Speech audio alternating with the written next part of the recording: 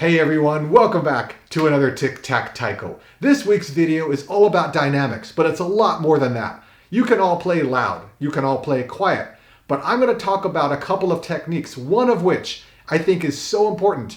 I think maybe the most important technique that I can get across in this medium that, I don't say this lightly, is guaranteed to make your taiko playing better.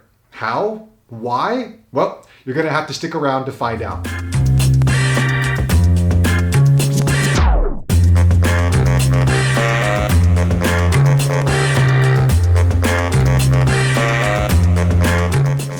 Those of you who've watched my videos know I don't say something like that lightly. I don't even like to say that you should do this or that this is the right way. But I will talk about a technique that I think is incredibly valuable. If you're not doing it already, you absolutely will improve if you do. But I'm not going to say what that is right off the bat. We have to build up to it. There are 3 specific techniques. And maybe you're ready for the third one, which is the one that I'm highlighting. But to get here, we need to make sure that we're all on the same page by going through the other 2. And if I may be so bold, if you like this video, whether you think you might like it or you like it after you watch what I'm talking about, don't forget to hit the like button. Don't forget to hit the subscribe button. Every time you do that, it lets YouTube know this is valuable content. It helps my channel. It helps the taiko community. So, on to the techniques. Our first of 3 techniques is actually the most important because you can't progress if you don't have this one down. And it's simply being able to listen to what you play. So let's take an example, dorotsuku, loud, loud, soft, soft. Are you playing it like this?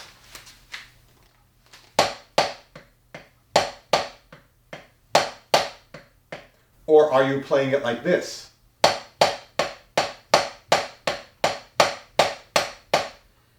Two very different ways of playing dorotsuku, but both of them have 2 louder notes and 2 quieter notes in relationship to each other. Even though we do a lot of ensemble drumming, we practice together, we play together, you have to practice on your own to hear what you sound like. And then you have to be honest with yourself. That's the only way to progress.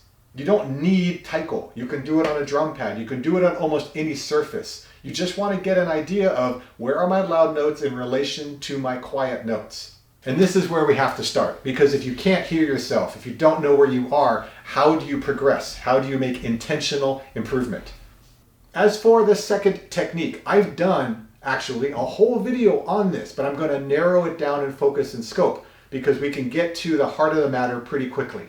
There are generally 2 different ways that you can play alternating between loud and soft. And I know there are a lot of notes in between loud and soft, but for purposes of this video, I only care about these 2. If I can play these 2 cleanly, at will, at whatever tempo, then I'm able to get the rest when I want.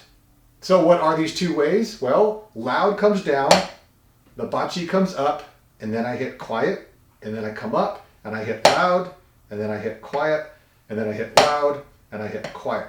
Now, really, really slowly, kind of hard to see, and there's a lot of things that I'm probably not doing consistently, so let me make them a little faster. But remember, the key is that the bachi bounces up after the loud hit.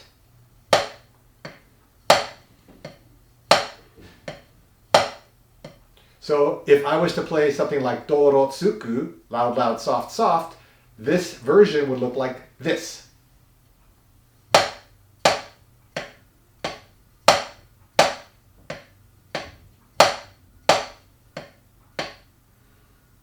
The second version keeps the bachi low after the loud hit.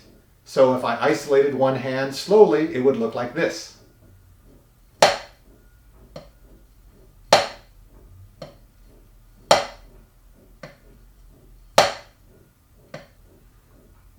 And if I was to do this in dorotsuku, it would look like this.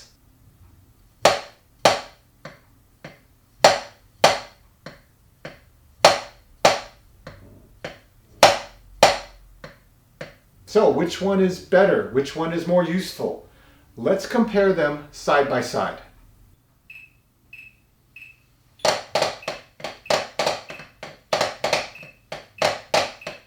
On the right, you see dorotsuku with the bachi coming up after the loud hit.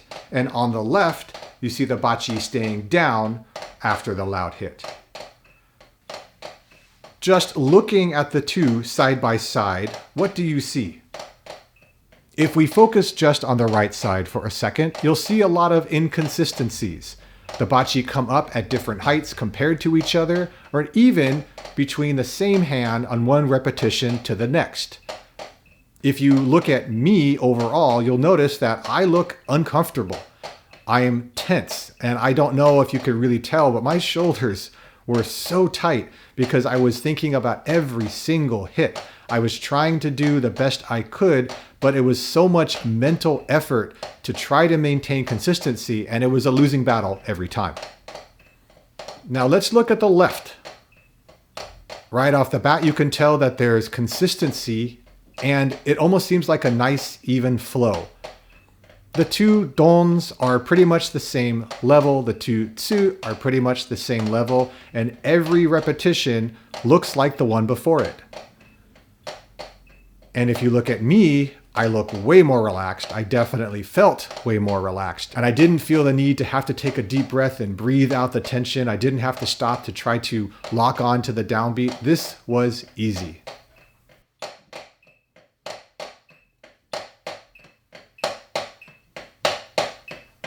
Now let's focus on how things sound. We'll start with the right side again. It's not horrible, but it's also not consistent.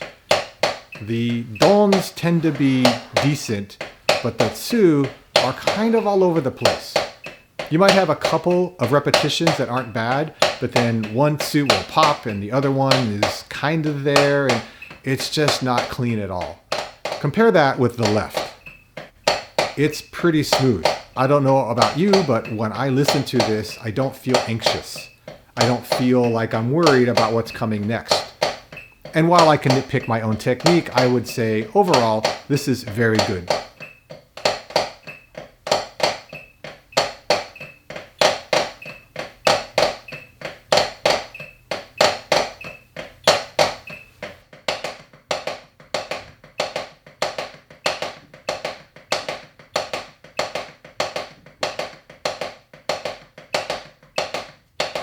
When you bring your bachi back up after a loud hit, you are limiting yourself. You can play another loud hit just fine, but a quiet hit from here means I have to bridge this distance. If I throw my note into the drum and I catch it so that it bounces, but it kind of resets to a natural state, then I can play a quiet note here just as easily as anything else. Now you might be asking, well, Adam, what if I wanted to play a loud note here? Tell you what, the difficulty of playing a quiet note here is much higher than a difficulty of playing a loud note here. Because from here, I know I can whip my hand. I can hit hard by lifting up and coming down. From here, what do? Do I decelerate? Do I stop and hit?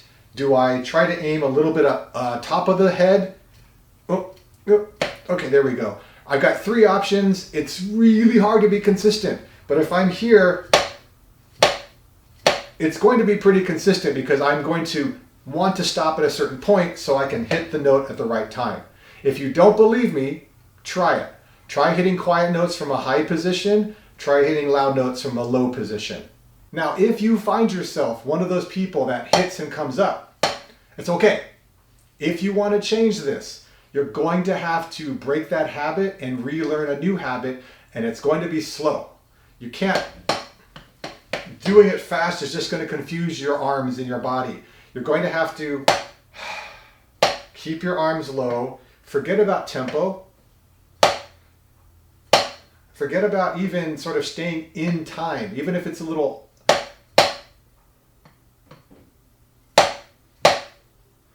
It's the motions that you're trying to work on, not tempo, not timing, not even power or speed. Get your bachi where you want it, and if it comes up again, start over. Down, down. And even though I'm focusing on dorotsuku, you've got donsuku, you've got triplets you can do. You can try with anything else, even a pattern in a song that you play. Don, tsuku. Don, stay down. Tsuku. Don, nope, start over. Don, tsuku. You can change the pattern to work with what it is you're trying to do. And then you start to slowly build up speed, slowly build up structure, but you've got to start from taking it down before you can build it up. And speed is not your friend. So to recap, the second technique is keeping your bachi low after a loud hit. Now finally we're here on the third technique, and this is the one I hyped up at the beginning of the video.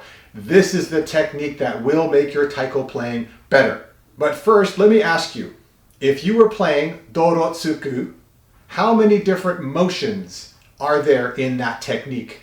Most of you would say 4. You're not wrong. 1, 2, 3, 4. 1, 2, 3, 4. And for argument's sake, I do consider this one motion because it doesn't ever stop. So I have 4 motions for my 4 hits. 1, 2, 3, 4. Now you might consider this a silly question. Well, of course there's 4. There's not 5 and there's not 6. Or is there? Is there more? Because on the second technique, the more extreme example had more than 4 motions. Let me show you what I mean. 1, 2, 3, 4, 5, 6. I don't know if I can do this in any sort of speed, but we'll try. 1, 2, 3, 4, 5, 6. 1, 2, 3, 4, 5, 6. Now most people aren't going to really stop and then start again, but they're going to decelerate. It's almost like a second motion. But this is where you see that there can be more motions than there are hits. And generally, this is pretty inefficient unless you're doing something stylistic on purpose. But what if I was to tell you that you can do less motions with the same amount of hits? And this is the secret of the third technique.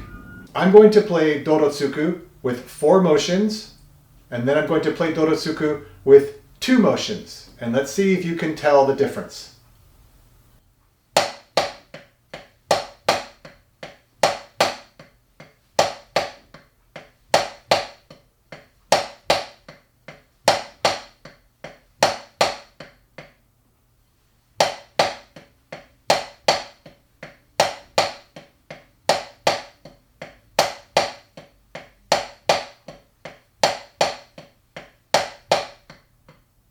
Now, it may be harder to see that on video, but I have to tell you, the difference in how it feels is light years apart from each other. So let me break the technique down. But in order to do that, you're going to have to come a little closer. Okay, we got closer. Hello. This works in theory. I don't know if it'll work in practice, but I have hopes. So this is my drum head, my surface. I can't get any further than this. If I bring my bachi towards the camera, trying to keep it parallel to the drum head. All right, I'm past the drum head. I can go further. Watch what happens if I push my wrist from the bottom up. I'm not exaggerating. I'm just going really fast. If I hit my wrist, even if I swing my arm and I go really fast, I almost dropped the bachi. Okay. You may not see what's happening, but look at the tip of the bachi. Look at this part right here in relationship to the head of the drum.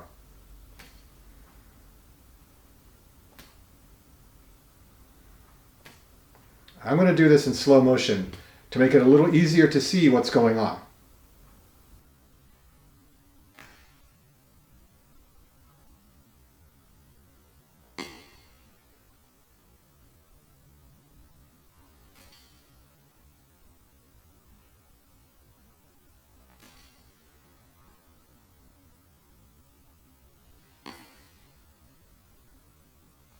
What you are seeing is even though the wrist comes up and the arm comes up and the hand comes up, the tip of the bachi goes down because this is now creating a fulcrum. It is going down below what is the head of the drum, even though it can't really do that when the head of the drum is there. I know that makes sense, but we can use this motion. How? If my bachi tip is just above the head, like I've just struck and let it rebound, it's got a little bit of space. If I have this same motion, the tip of the bachi hits the drum head. It's trying to go below and it can't. so it stops by hitting the drum head. This is essentially my tsu.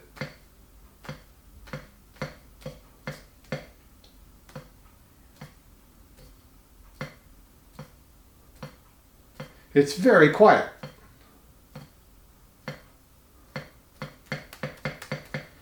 I don't know if it's that audible, but you can at least see it hitting the drum.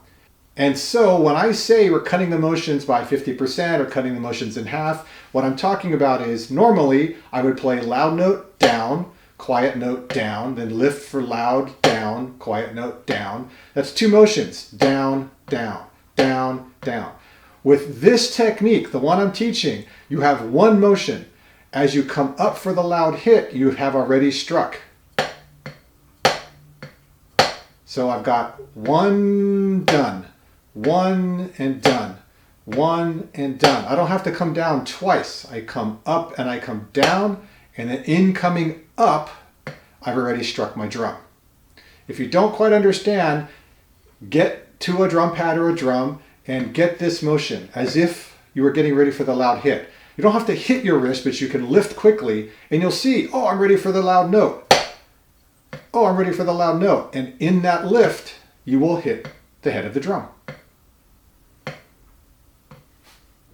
And if we come back to Dorotsuku,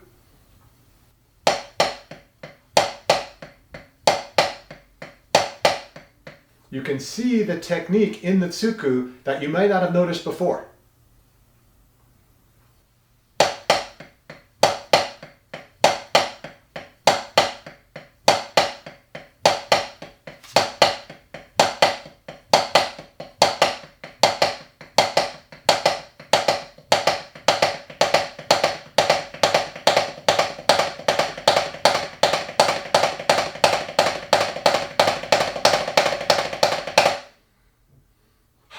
Granted, the faster I got, the louder my tsuku became. And I heard that, which goes back to the first technique I talked about, and I'm trying to work on it.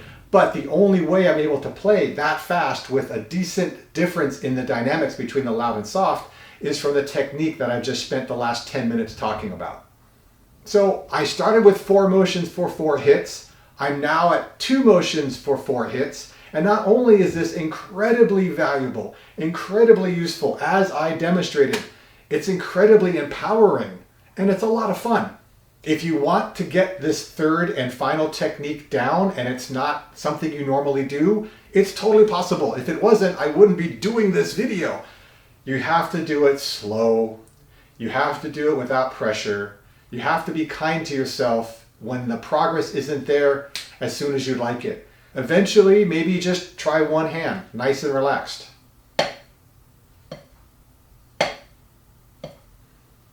The key here is being relaxed. I'm not going for power. I'm definitely not going for speed. Making sure I'm not holding stress. Just seeing what's possible. There's no right and wrong way to do this. Okay, there is. The wrong way to do this is to expect a goal at a certain point, to rush through it, to play loud and powerful and like you used to do and expect a change doing the same thing you used to do. That's the definition of insanity. The right way to do it is to scrub clean, have that professional's mind or beginner's mind, whichever suits you best, and just try, slow, relaxed. You're learning something that's both new and not new. It's going to mess with your brain. You're going to want to push past it. Don't. Be kind to yourself, respect the process, and this will get you to a better place. I wasn't originally going to put this part here, but it recently came to my attention that I don't play a lot on my channel, or I don't play enough, I should say. I break things down. I do short demonstrations to get the point across, and I definitely talk a lot, but I don't play. And in playing things, I can demonstrate not just a short snippet, but why the skill or the idea or the technique is good to learn, good to try, how it benefits me and how it can benefit you. So I'm going to do a short solo, focusing on dynamics. And I want you to watch for the techniques that I just talked about, that I just taught in this video. I'm hoping it's inspirational. I hope it motivates you to not just go, oh, that's cool, but ooh, I want to do that, because you can see the benefits that they have.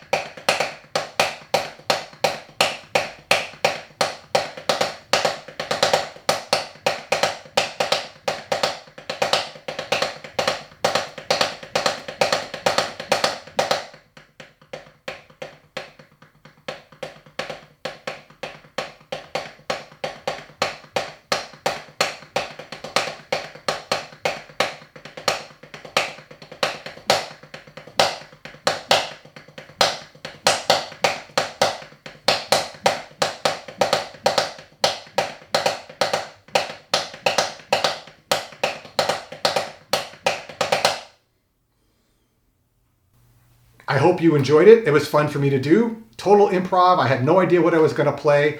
I just had fun and focused on dynamics. But the techniques in this video are in that solo.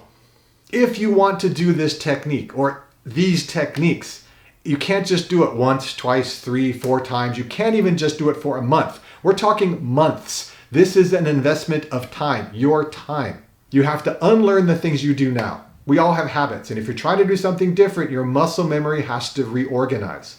Then you have to do the new stuff slowly, and no one likes to do new stuff slowly. We want to do things now, but you have to do it slow. And then you have to repeat it over time. But 6, 8, 12 months from now, you will be able to look back, and you will be able to see the progress that you have made. Again, I guarantee it. And I will say again, this is not the best way. It's definitely not the only way. But for me, I have yet to see something that works better. This is what I teach. This is what I taught when I was in San Jose Taiko to new members in public workshops, etc. And people got better. So at the very least, you owe it to yourself to try and see what might come from that progress. So no matter where you are on the skill spectrum, on the experience spectrum, I hope you got something out of this video, even if it's just to question what it is you're doing now. And until next time, keep on practicing and be well.